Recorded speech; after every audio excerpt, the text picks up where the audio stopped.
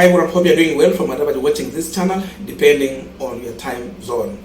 Now, Ruben Kigame was a presidential aspirant who was not cleared by Chebukati to run for the office. But again, yesterday, he was reacting on the issue of housing levy. And for Ruben Kigame, he is not beating around the bush. The man is shooting direct on the head.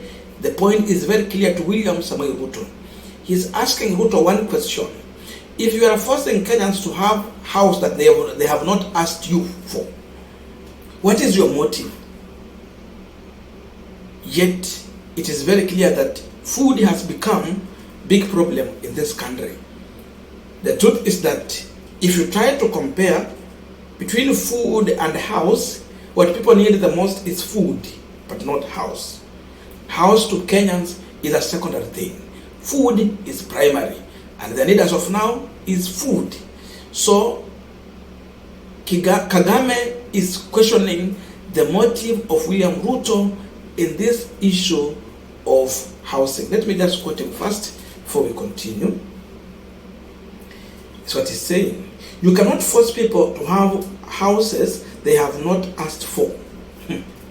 The more you insist that they must have houses before food, the more your motive becomes clear.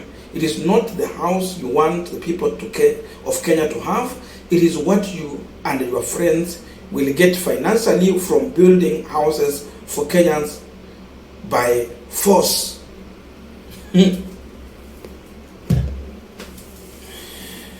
Kagame is also a gospel artist also, for those who don't know. He's also a preacher, but again, a politician. Kagame is very clear. He gives Kenyans a clear picture of what Ruto is looking for in the financial bill to do with the housing. Once I read Kagame's statement, it takes me to Ian Weston quote, which is very clear when you see someone trying to coerce you. And let me just quote Ian Weston.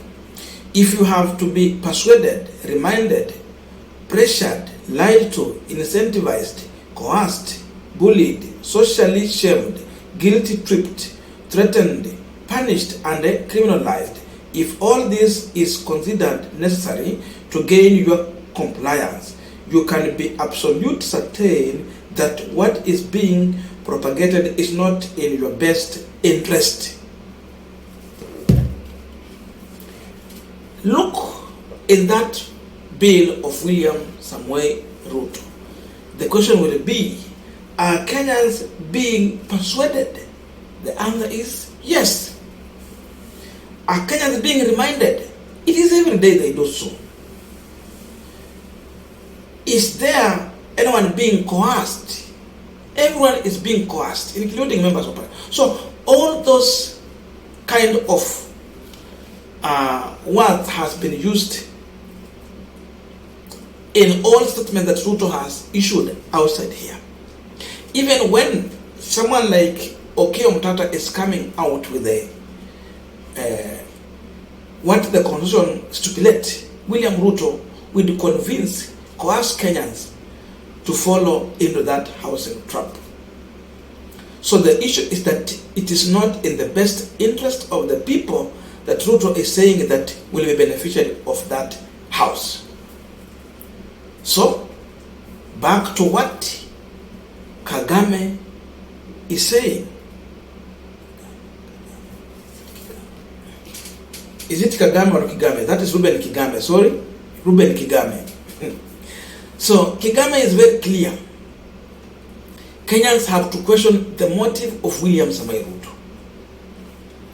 It is not all about having everyone to have the affordable house.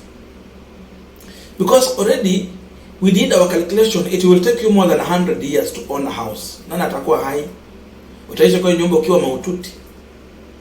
The motive is all about what they will gain in this house business. This project, what is it for them? This is a huge project. Remember, it is being launched across the country, not only in Nairobi. You go to Homa Bay, they launched. You go to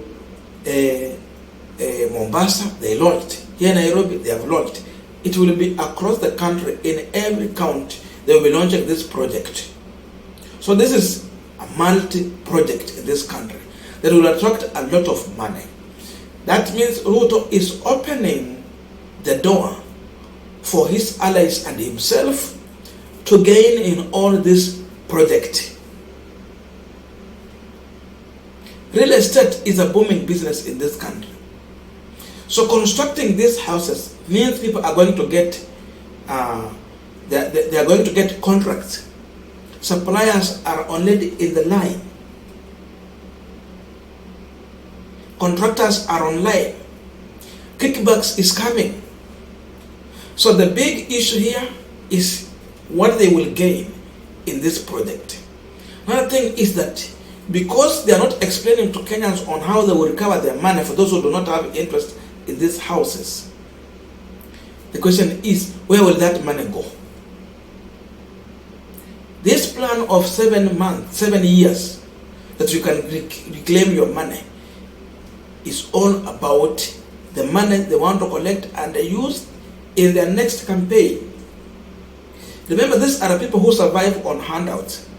You remove handouts from William Ruto, his popularity cannot be reflected on ballot. He can never attract crowds the same way he was managing to do if he is not involving money. All what Ruto was able to achieve, it was through hired crowd. You buy people, you mobilize using money so that they can attend your event and create that perception. He is running an unpopular government because it's a government that is focusing on frustrating everyone and making almost all Kenyans dry. Because of that, he will need handouts. Again, it is time these people are saying they want to eat. Now Uhuru is not in the power. It is now their time. And in their timing, they want to force on throat of Kenyans this issue of housing. The question is, why is Ruto not caring about hunger? Alikuja akatoa subsidy. His focus is not on feeding hungry Kenyans. In as much we have Shakahola, where people are being misled into fasting. You starve to death, so to go to heaven, you in heaven ya wapi. There is also another Shakahola that Ruto is overseeing in this country. And this one is forceful. You withdraw subsidy and then you leave people in Turkana to die from hunger. Eastern, people are suffering. Hata in part of Mount Kenya and Western, people are suffering. Sababu aliondoa subsidy, akaacha watu na njaa. The question is, why is he more focused on housing but not food, the way Kigame is saying? Because the primary issue here will be food. Feed Kenyans. That is what the constitution says. No one should die from hunger in this country. It is the duty of responsibility of the government to make sure that you are not hungry. You should have food. If you can't afford, the government should afford for you. Hiyo hata mkikumbuka wakati wa Moi. Ile wakati kulikuwa na njaa kwa hii nchi, sijui ilikuwa na mwaka gani. Moi alienda akanunua hii mahindi nyingine ya yellow akaleta hapa. Na tulikuwa tunaona chiefs na sub chiefs na wazee wa mtaa walikuwa wanatumiwa kugawa mahindi kwa wananchi. Walikuwa wanakupea gorogoro 5, maybe katika kila baada ya wiki mbili unaenda tena wanakuchotea mahindi nyingine gorogoro 5. The reason was that it is the duty of the government to make sure that those who are hungry wanapewa chakula. Hii Ruto, hakuna chakula wameimport kutoka India wakaleta wapewa wananchi ya bure. Ile mpango yalikuwa nayo ilikuwa ya kuleta GMO yenye watauziwa wa Kenya. Hiyo GMO, we know who are beneficiaries. Kwa sababu GMO imekataliwa, Ruto has abandoned the issue of food. So it means in everything he will do, you have to question his motive, because he will only focus in things that have a kickback, where he's going to gain. So the reason why Ruto is forcing people on his plan of housing, it is because of what he wants to gain. His friends and those people he is depending on in the next campaign. He has planted people the same way he has planted Uhuru Kenyatta's government to go and get at least what they can in those ministries. Then at the end of the day, wanarudi kwa meza wanasema umekuja nini, umekuja na nini. So what Kigame is telling Kenyans is that they have to question the motive of Ruto. It is not in the best interest of the people. It is in the interest of the person who is pushing for that housing. Because after all, there's no one who will stay in those houses.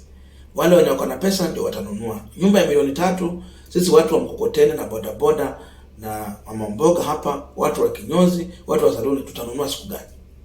Si ni heri tu wewe ujijengee nyumba yako pole, ukiwa na nusu milioni huko na nyumba kwa kijiji huko, sababu ununui shamba ni yako.